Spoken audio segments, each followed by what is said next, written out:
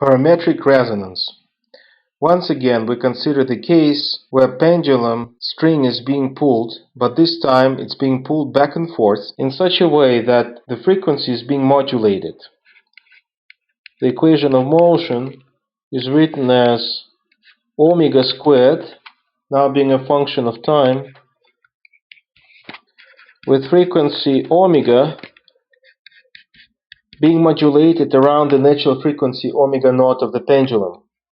So that we write omega equals omega naught times 1 plus alpha times cosine gamma t, where gamma is the modulation frequency. Now we consider the case when the amplitude of modulation of that frequency, alpha, is very small, in which case we can write the equation of motion to be x double dot plus omega naught squared times 1 plus 2 alpha cosine gamma t times x equals 0, where we dropped term alpha squared. This equation has a name. It's called Matthew's equation.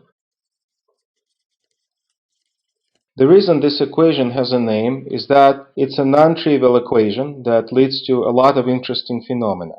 Our main observation from the experiment that we performed was that when the modulation frequency gamma is close to twice the natural frequency, amplitude grows exponentially.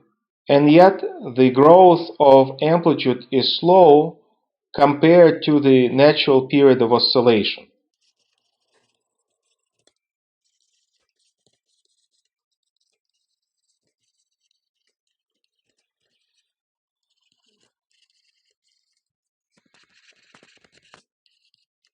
To take this fact into account, we write gamma, the modulating frequency, as 2 omega naught plus some small detuning epsilon. So epsilon here is taken to be much less than omega naught.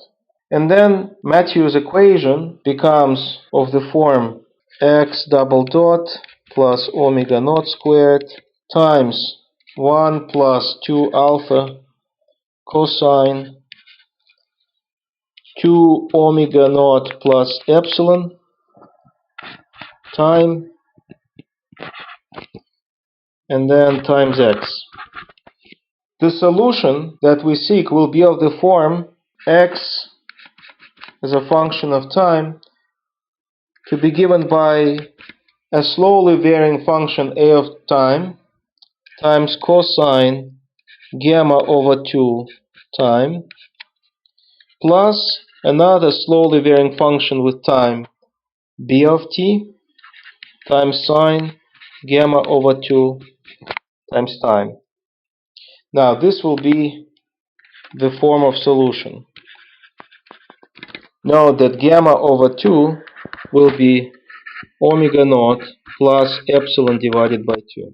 To find the solution, we plug in this form into the equation, followed by some non-trivial math. The most important thing to note is that a as a function of time and b as a function of time are both slowly varying functions. Let's write them as e to the power of s times t, with parameter s being small. So what does it mean, small? The only small parameters we have in this problem are epsilon and alpha. So small means on the order of epsilon or alpha. Alpha is dimensionless, so we multiply it by omega naught small. So this is what we mean by small. And what it means is that the first derivative, time derivative of a, will give us s times a, whereas the second derivative, a double dot, will give us s squared a of second order smallness, which means that they can be dropped.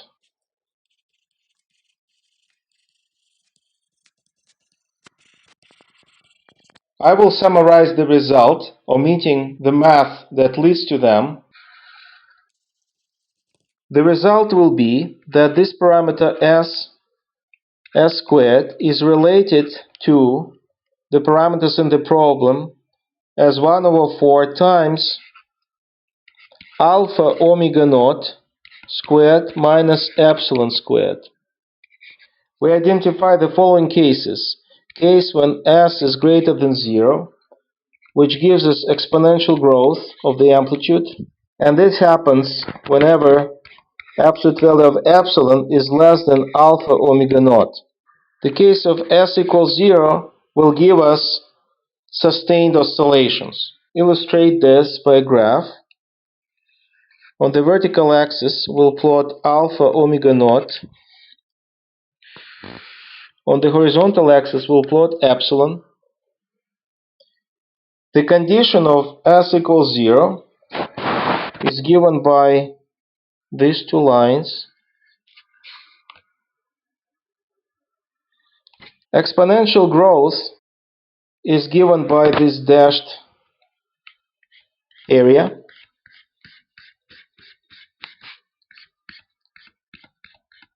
On the other hand, s squared less than 0 is below these two lines, and this will give us oscillatory or stable condition.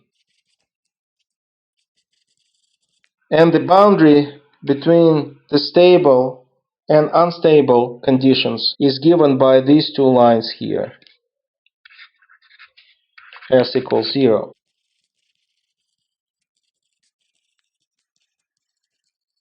The characteristic width of this resonance that we can drive is related to parameter alpha, alpha omega naught.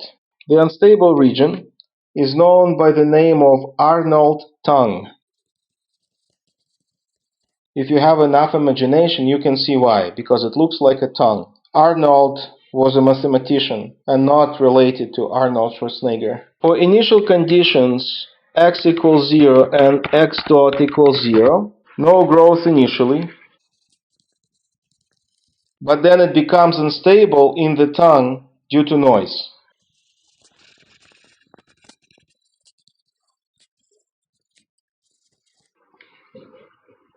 One additional point worth making is that this system allows other resonances that will be weaker than this one, that will occur at frequencies which will be related to 2 omega naught divided by integer n.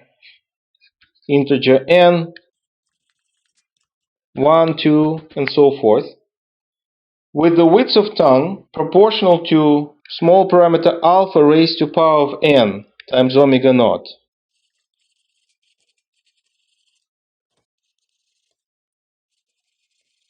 What it means is that the widths of the tongues at these other resonances will be narrower and narrower, and the resonances will become weaker and weaker.